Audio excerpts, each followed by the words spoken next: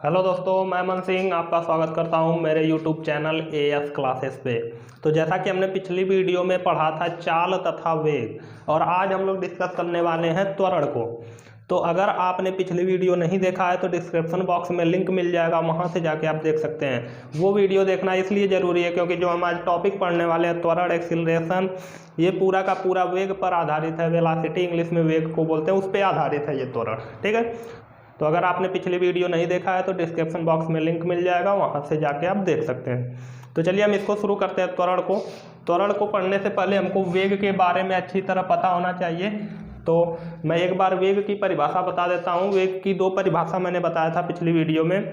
पहली थी कि समय के साथ विस्थापन में परिवर्तन की दर को वेग कहते हैं, या एकांक समय में तय किए गए विस्थापन को वेग कहते हैं। और वेग बराबर होता है विस्थापन बटे समयांतराल। ये मैं पिछली वीडियो में बता चुका हूँ। तो आज त्वरण को शुरू करते हैं। तो ये त्वरण की परिभाषा बताना है, और मैं बता रहा हूँ बार बार कि ये वेग पर आधारित है। अगर आपको वेग पता रहेगा तो त्वरण बहुत सिंपल तरीके से आप समझ सकते हैं। तो चलिए हम लोग त्वरण को शुरू करते हैं। त्वरण को इंग्लिश में बोलते हैं एक्सीलरेशन। त्वरण को इंग्लिश में बोलते हैं एक्सीलरेशन। और आपने देखा होगा बाइक में वो जो स्लेटर होता है, कई लोग बोलते हैं उसको स्लेटर, लेकिन उसको अच्छे से अगर बोला जाए तो उसको एक्सीलरेटर बोला जाता है। वो त्वरण का ही काम करता है। अगर हम उसको पकड़ के ऐंठ देते हैं तो गाड़ी की स्पीड बढ़ जाती है, और उसी को जब छोड़ते हैं तो गाड़ी की स्पीड कम हो जाती है। तो उससे क्या पता चलता है, एक्सीलरेट करते हैं मतलब एक्सीलरेट को बढ़ाते हैं, एक्सीलरेट करते हैं तो गाड़ी की स्पीड बढ़ जाती है, और जैसे ही उसको कम करते हैं तो स्पीड भी कम हो जाती है। तो चलिए त्वरण को डिस्कस करते हैं। त्वरण की इंग्लिश एक्सीलरेशन होती है, मैंने अभी बताया। एक्सीलरेशन मतलब स्पीड को बढ़ाना या स्पीड को घटाना, मतलब कि वेग में परिवर्तन होगा तो उसी को बोल देंगे त्वरण। बात समझ में आई? इसका हम एक एग्जाम्पल लेके समझ सकते हैं। जैसे मान लेते हैं कि यहाँ पे एक कार है, ये एक रोड है, ठीक है। इस रोड पे एक कार खड़ी है। मैं कार जल्दी से बना देता हूँ। ये कार बनाने की ट्रिक होती है, आपने कई जगह देखा होगा। ये ट्रिक आपको पता होगी, नहीं पता होगी तो यहाँ से देख के समझ सकते हैं। कार ऐसे बनती है, ठीक है। ये बन गई कार, बहुत सिंपल है कार बनाना। ये क्या बन गई? कार। और ये इस डायरेक्शन में चल रही है, ठीक है। और इस डायरेक्शन में चल रही है और इसका वेग हर समय बढ़ रहा है, ठीक है, या फिर घट भी सकता है, मान सकते हैं। तो इसमें क्या करेंगे कि मानेंगे किसी टाइम इसका वेग 5 मीटर प्रति सेकंड है, किसी समय इसका वेग 10 मीटर प्रति सेकंड है। इसका मतलब क्या हो रहा है कि इसके वेग में परिवर्तन हो रहा है, ठीक है। वेग में परिवर्तन हो रहा है और समय के साथ हो रहा है। ये कार यहाँ से यहाँ तक पहुँची तो इसके वेग में परिवर्तन हुआ। मान लेते हैं अभी इस पॉइंट पे है, जब यहाँ से ये यहाँ पहुँचेगी तो टाइम तो लेगी कुछ, मान लेते हैं कुछ टाइम लिया इसने, मान लेते हैं 2 मिनट का टाइम लिया, ठीक है। 2 मिनट का टाइम लिया और इसका वेग यहाँ पे है, मान लेते हैं इसका वेग यहाँ पे है 10 मीटर प्रति सेकंड, ठीक है। और जैसे यहाँ पे पहुँची तो इसका वेग हो गया 20 मीटर प्रति सेकंड, ठीक है। तो गाड़ी की स्पीड कब बढ़ती है? जब हम इसके मतलब इसको एक्सीलरेट करते हैं, इसके स्लेटर को जब दबाते हैं, इसमें तो दबाने वाला होता है, बाइक में ऐंठने वाला होता है। तो जब इसमें एक्सीलरेटर को दबाएंगे तो गाड़ी की स्पीड बढ़ेगी, जैसे छोड़ेंगे तो कम हो जाएगी। इसमें दबाया तो 10 मीटर प्रति सेकंड से स्पीड बढ़ के हो गई 20 मीटर प्रति सेकंड। इसका मतलब परिवर्तन हुआ, और परिवर्तन हुआ तभी त्वरण उत्पन्न हुआ। तो इसका मतलब क्या हो रहा है कि टाइम के साथ वेग में परिवर्तन हो रहा है, ठीक है। टाइम के साथ वेग में परिवर्तन हो रहा है। तो यही सिंपल इसकी परिभाषा हो जाएगी कि वेग परिवर्तन की दर को त्वरण कहते हैं। दर यानी समय ही होता है। ये बहुत फेमस परिभाषा है कि वेग परिवर्तन की दर को त्वरण कहते हैं, ठीक है। वेग परिवर्तन की दर को त्वरण कहते हैं, सिंपल परिभाषा है। अगर हम इसका फार्मूला लिखना चाहें त्वरण का, तो त्वरण बराबर क्या होगा?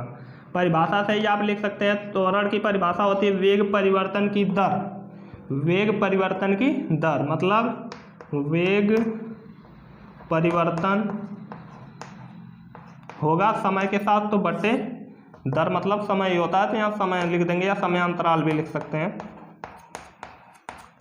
तो वेग त्वरण बराबर होता है वेग परिवर्तन बटे समयांतराल। अच्छा, समयांतराल का मतलब आप समझिए, मान लेते हैं ये कार चल रही थी 10 मीटर प्रति सेकंड के वेग से, तो हम अचानक से उसको देखे रोड पे, तो हमको कार दिख गई और वो चल रही थी, तो उसका कुछ ना कुछ वेग रहेगा। लेकिन हमने अचानक से देखा तो उस समय टाइम जो था ये तो 2 मिनट बाद वहाँ पहुँची ना, तो ये टाइम 2 मिनट बाद तो इतना हुआ। लेकिन जब हमने अचानक से देखा तो यहाँ पे हमारा टाइम क्या होगा, यहाँ पे 0 होगा।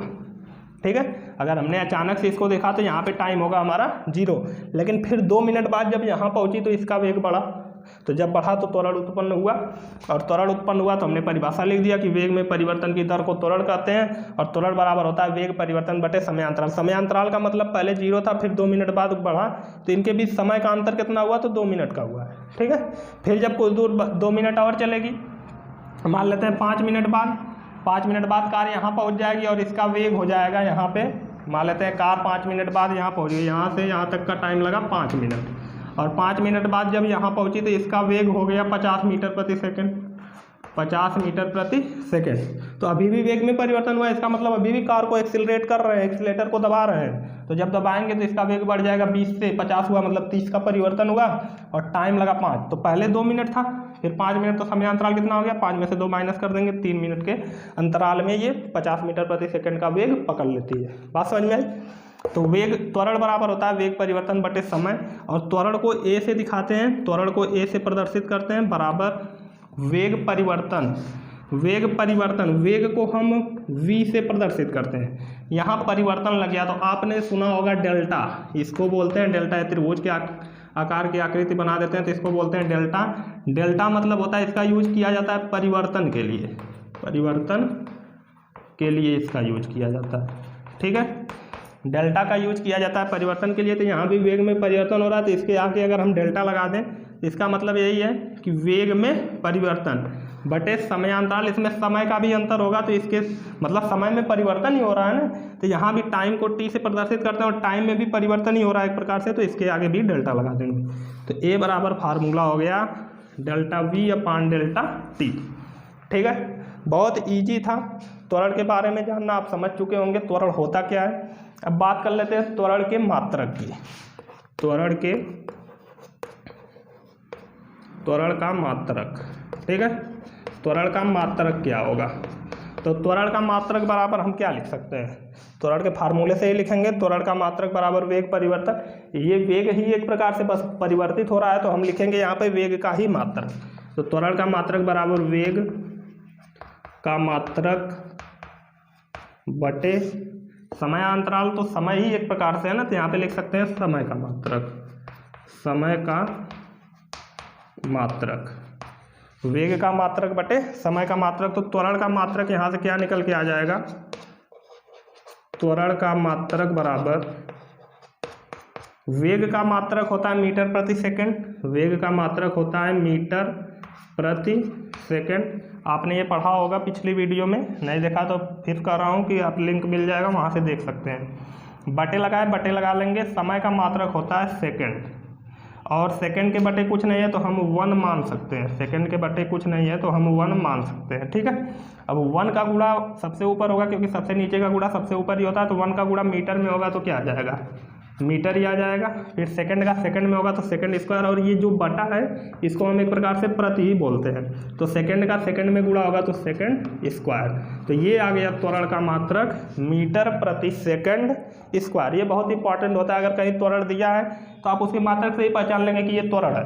ठीक है, किसी क्वेश्चन में जब हम न्यूमेरिकल को हल करेंगे, उसमें दे दिया कि कोई कार 10 मीटर प्रति सेकंड स्क्वायर के त्वरण से गतिमान है, तो वहाँ पे जो मात्रक हो रहा है मीटर प्रति सेकंड स्क्वायर, तो आप सिंपल समझ जाएंगे त्वरण का मात्रक है तो यही त्वरण का मान है। ठीक है, तो ये मात्रक निकल के आ गया। अब बात करते हैं त्वरण के प्रकार की। उम्मीद करता हूँ ये पूरा आपको समझ में आया होगा, बहुत ईजी था, परिभाषा भी एक लाइन की है, ये फार्मूले भी सिंपल ही हैं, मात्रक भी हम इसी की सहायता से निकालें। ठीक है, अब बात करते हैं त्वरण के प्रकार की। त्वरण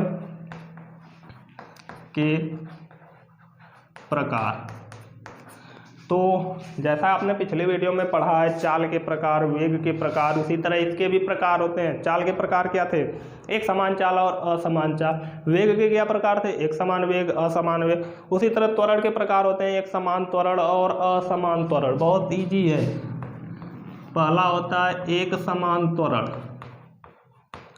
एक समान त्वरण, और दूसरा होता है असमान त्वरण।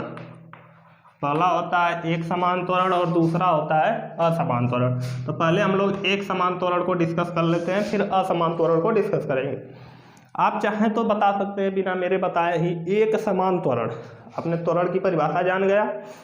त्वरण में क्या हो रहा था, वेग में परिवर्तन हो रहा था समय के साथ। अब वो कितना बढ़ रहा है ये हम इसके प्रकार में डिस्कस करेंगे, ठीक है। कैसे कैसे बढ़ता है, एक समान रूप से बढ़ेगा तो एक समान त्वरण में आ जाएगा, और असमान रूप से बदलेगा या घटेगा बढ़ेगा, कोई भी यहाँ जरूरी नहीं है कि बढ़े ही, यहाँ पे बदलेगा, ज़्यादा भी हो सकता है कम भी हो सकता है, और यहाँ पर भी वही होगा, या तो बढ़े या तो घटे।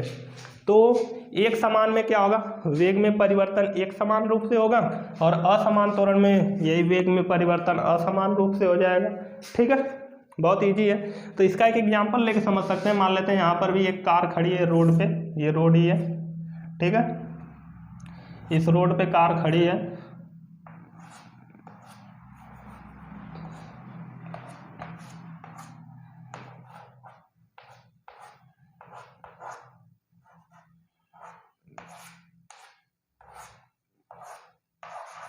ये बन गई कार,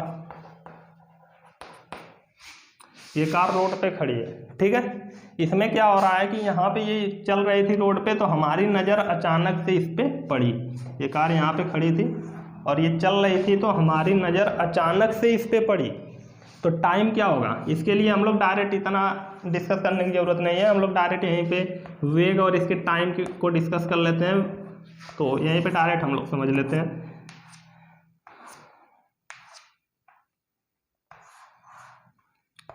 ये मैंने इसे डब्बा बना दिया, इसी में समझ लेंगे क्या होता है, ठीक है।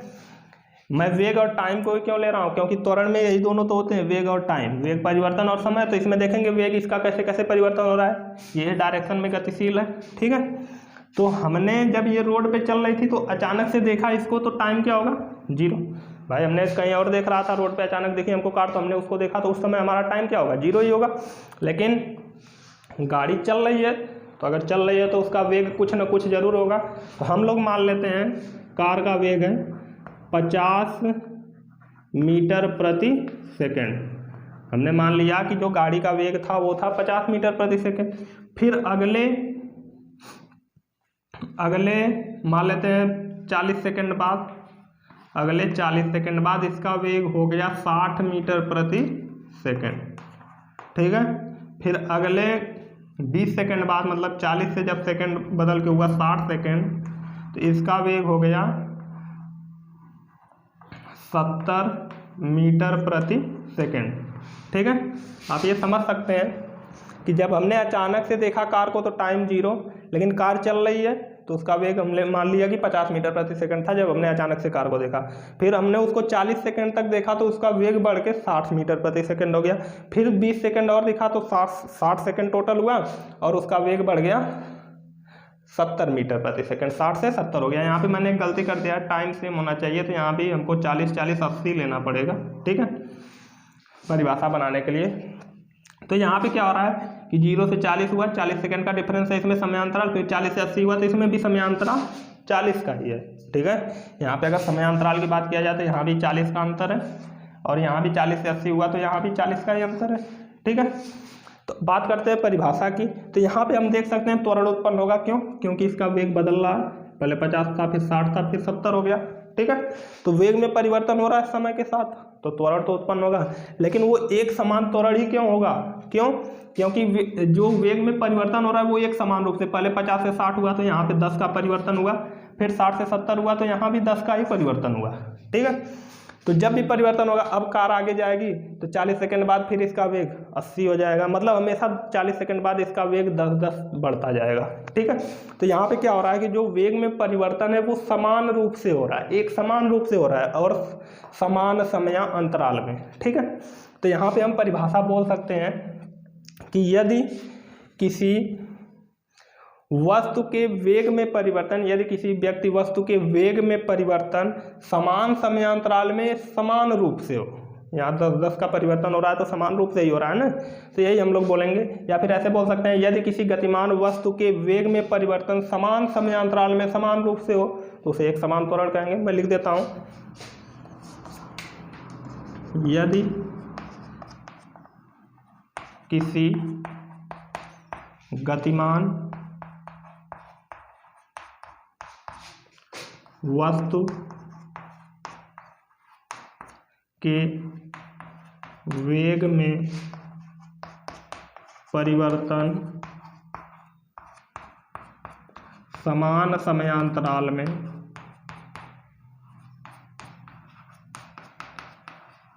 वस्तु के वेग में परिवर्तन समान समयांतराल में एक समान रूप से हो तो उसे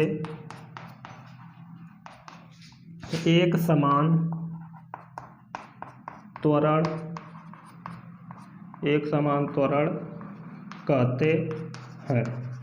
ठीक है, यदि किसी गतिमान वस्तु के वेग में परिवर्तन समान समयांतराल में, ठीक है, परिवर्तन मैंने समान समयांतराल, यहाँ समान लिखना भूल गया, यहाँ समान रहेगा, ठीक है यहाँ पे।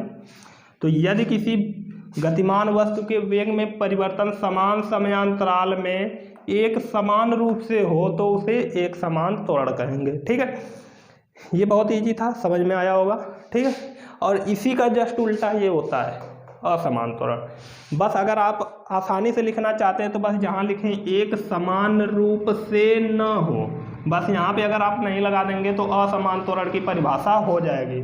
ये तो बहुत सिंपल है कि इसी में एक जगह नहीं लगा दिए तो असमान त्वरण की परिभाषा हो जाएगी। लेकिन अगर आप समझना चाहते हैं तो यहीं पे समझ लीजिए, मैं डायरेक्ट यहीं पे समझा देता हूँ कि अलग से एक फिगर बनाएंगे। जैसे यही यहाँ पे कुछ अलग हो जाता है, जैसे पहले वेग में परिवर्तन 50 से 60 हुआ तो फिर 60 से 70 न होके 80 बढ़ जाए, 90 हो जाए, या 60 से 65 ही हो अगले 40 सेकंड में। मतलब एक समान रूप से पहले 10 का परिवर्तन हुआ तो फिर बाद में 5 का परिवर्तन हो।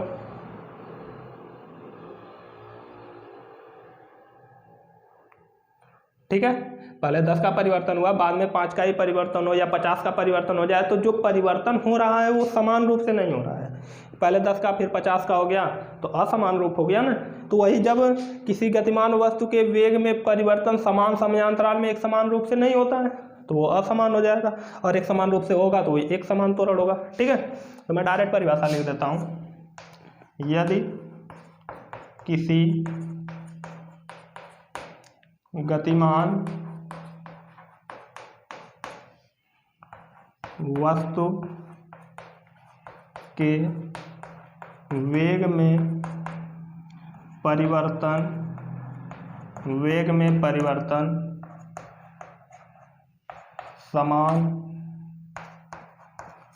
समान समयांतराल में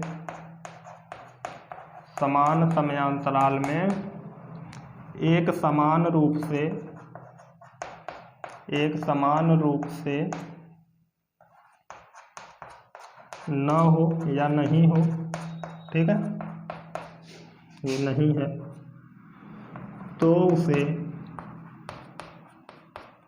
उसे असमान त्वरण